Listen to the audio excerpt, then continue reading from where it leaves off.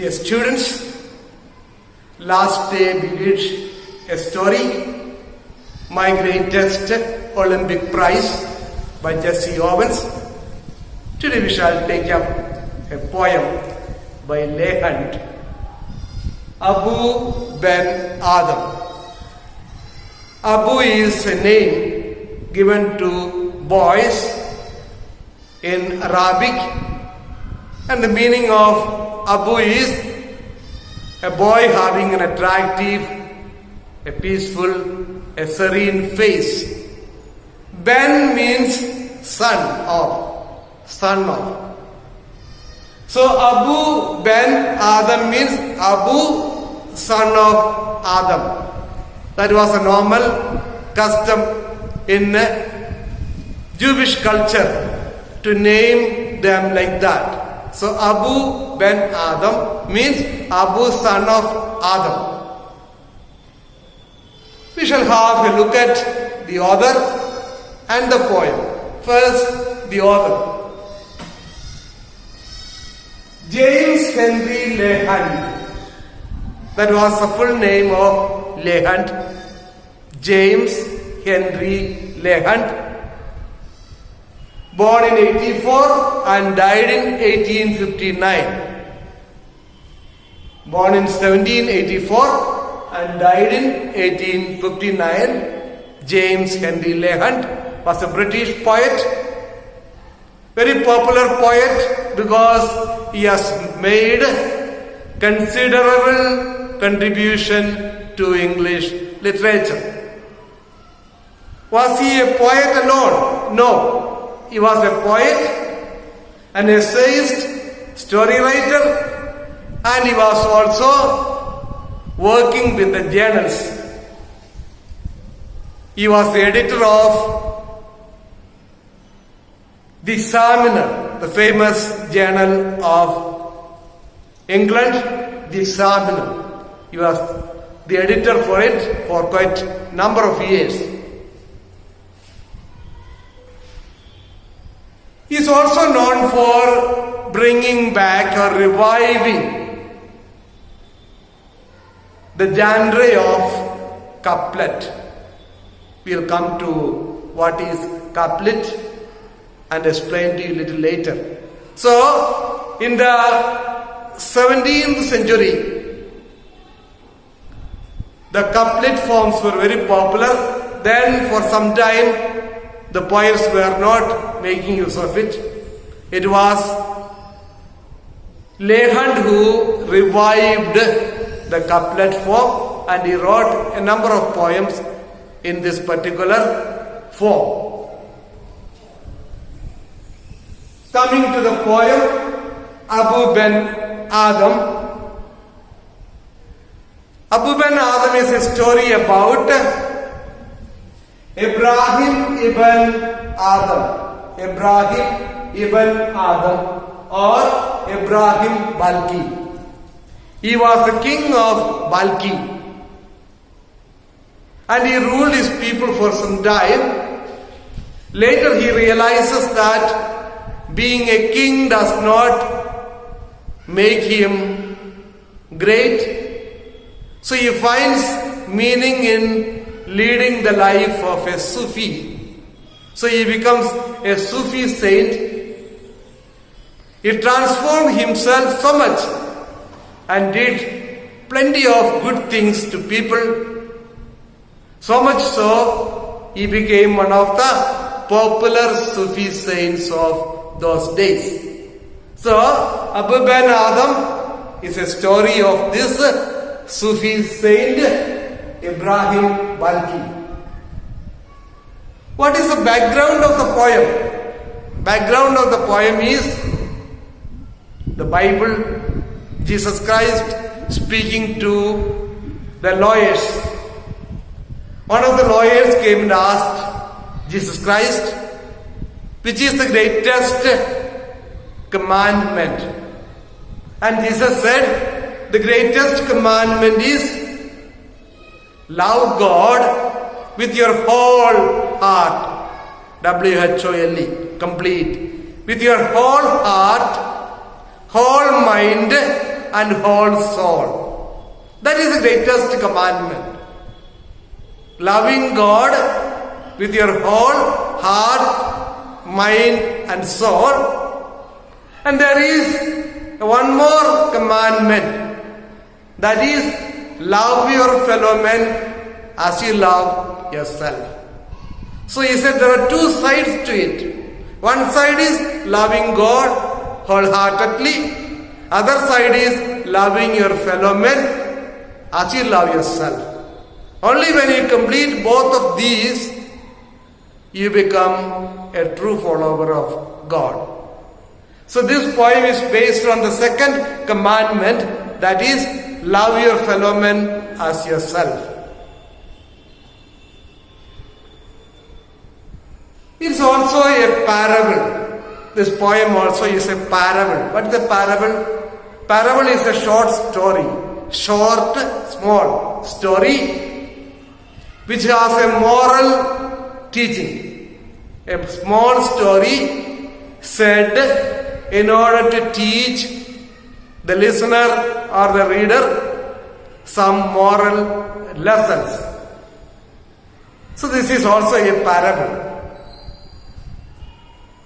Next, there are supernatural elements in the poem. There are supernatural elements in the poem. What is supernatural? You know what is natural.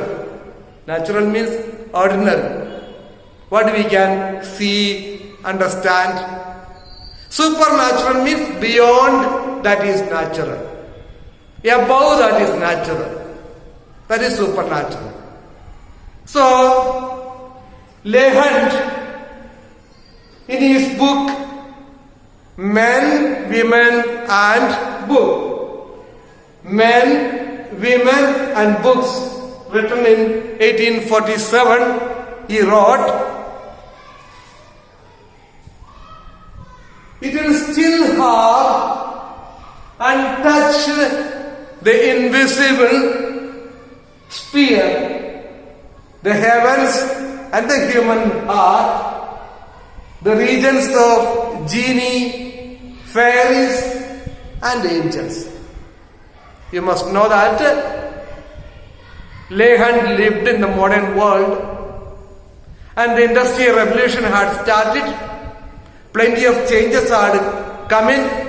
In spite of that, he said, it will still leave untouched. That is, there are certain spheres, certain areas which will still remain untouched in spite of scientific innovations. What are those areas? The heavens and the human heart. Heavens, human heart, the regions of genii, the spirit, the regions of fairies, and the regions of angels. So, heaven, heart, genii, angels, all these spheres will remain untouched. And his poem Abu Ben Adam speaks about all these kind of supernatural elements. We will see how he uses angels, speaks about dream. He also speaks about visions. Abu Ben Adam having visions, he encounters angel. The angel writes on the golden book. He is able to ask questions to the angel and the angel replies. All these are supernatural elements. Now we will come to the form and structure of the poem. What is the form and structure? It's quite different from all the other poems he has so far done. It has got 18 lines, first 14 lines forming the first stanza and the last 4 lines forming the second stanza. Only 18 lines, only 2 stanzas. First stanza 14 lines, second stanza 4 lines. These are 2 encounters Abu Ben Adam had with the angel. What is the meaning of encounter? Encounter means to meet face to face. He met the angel twice. The first meeting is first stanza, second encounter is the second stanza. What is the rhyming scheme? The first line, the last word in the first line rhymes with the second line last word. Increase and peace. Increase, peace. The last two words in the first line and second line rhyming. The third line, the last word in the third line rhymes with the last word in the fourth line. Rue and blue. Fifth one will rhyme with sixth one. Seventh will rhyme with eighth one, like that. So that is the rhyming scheme. Then we have something called the rhyming couplets. I already told you about. He is reviving the couplet form in literature. What is the meaning of couplet? Couplet comes from couple. You know what is couple? Couple means two people, husband and wife. So couple is two. Couplet is two lines rhyming. Couplet form is two successive lines rhyming. Two successive lines. That is one line followed by the other line rhyming together. The last word in two lines rhyming is called couplet. So I have an example here. Our puppy Jack is a great big dog. When it comes to food, is quite a hog. Our puppy Jack is a great big dog. When it comes to food, he is quite a hog. Dog and hog. These are the two words at the end. Dog, hog. They rhyme with each other.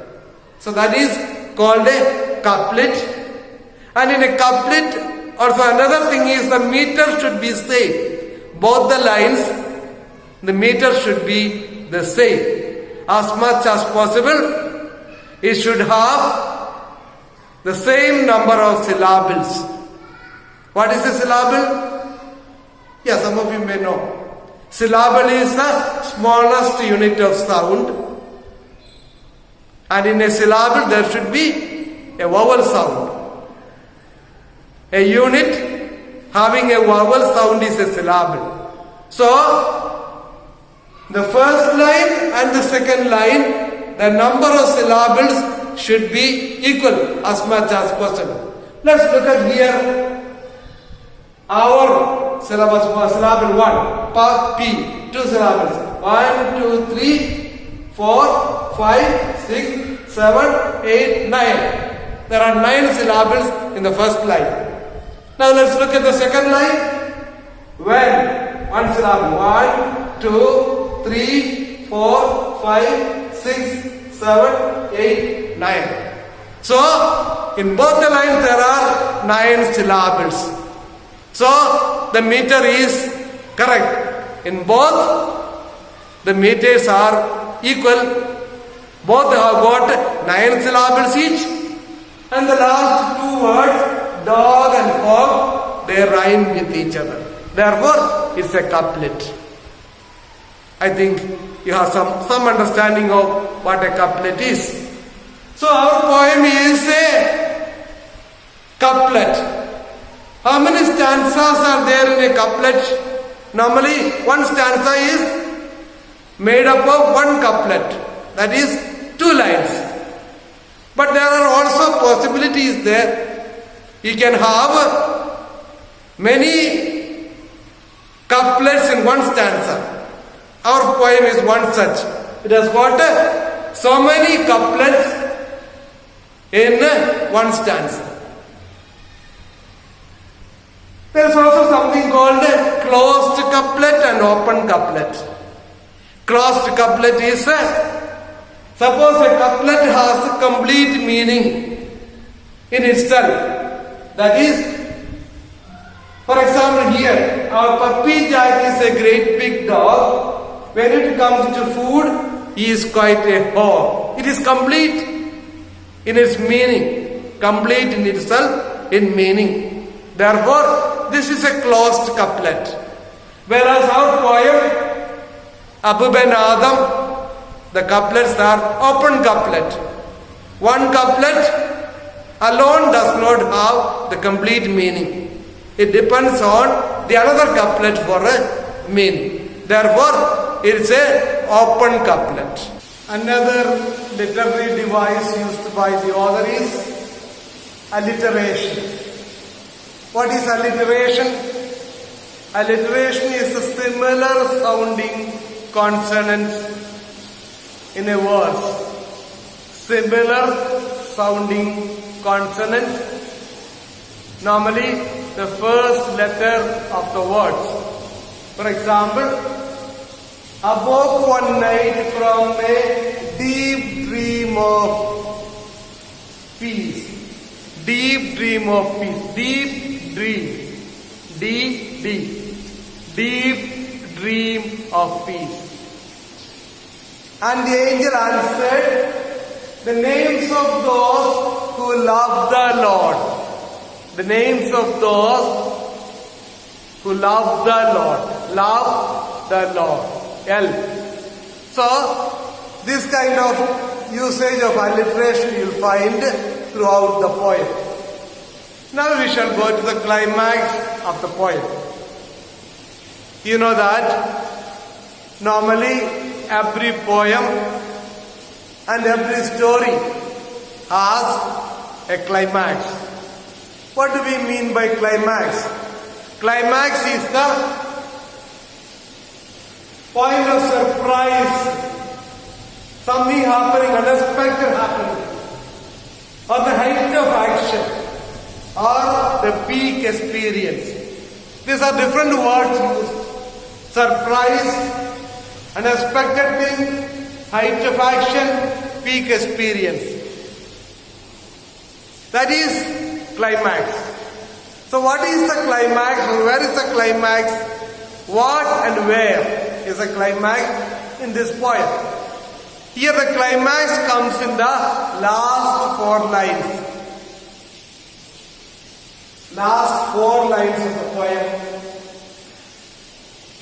This is a scene where Abu Ben Adam is waiting for a reply from the angel. In his first encounter, he inquires whether his name is in the list of people who love God. And the angel says, no.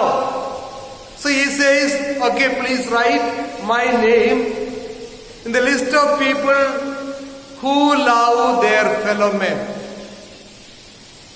Then the angel vanishes. Now he appears again and he wants to know whether his name was included in the second list. And he is surprised. He realizes that there is another list, a third list. That list contains people whom God loves, people whom God blesses. And lo, his name led all the rest. Whom love of God has blessed, Abu's name led all the rest. Which means Abu's name was the first in the list of people whom God loves and blesses. So that is the climax. So there are 3 kinds of people. The poem speaks about 3 kinds of people. People who love God, those who love their fellow men, and those whom God blesses. Those who love God, one kind of people. Another set of people who love their fellow men, And the third set is those whom God loves. And the conclusion is that those who love their fellow men, that is, the men and women around them, they will be blessed and loved by God. So it's a moral to all of us that we also should become like Abu Ben Adam, who are able to love our fellow men. Before we conclude, please take up the homework. In your workbook, page number 133 to 138. Please read it up. That will help you to understand the poem better. Thank you.